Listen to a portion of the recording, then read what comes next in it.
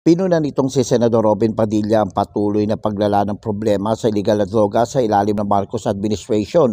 Tila nakukulangan si Padilla sa paglaban sa iligal na droga ng kasalukuyang administrasyon kung saan kaliwat kanan ng mga nakukumpiska mga iligal na droga ng mga law enforcement agency.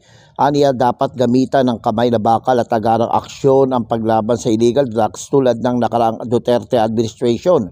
Payo pa ni Padilla na dapat sinabayan ng Pangulong Ferdinand Bongbong Marcos Jr.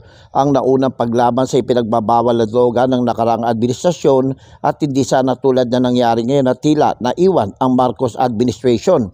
Nababala si Padilla dahil noon ang problema sa droga ay narcopolitics kumpara ngayon na mismong ang mga pulis na ang sangkot sa illegal drugs operation. Drug-related crimes ngayon.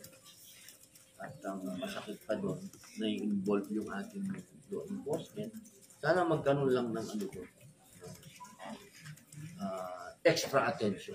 Mas kamay na bakal.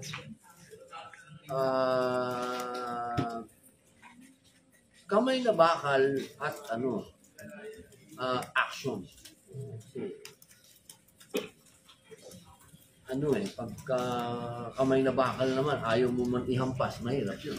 Kailangan, pag may kamay na bakal, ihampas mo. Ako, si Jojo Sikat, walang inaatas ang balita.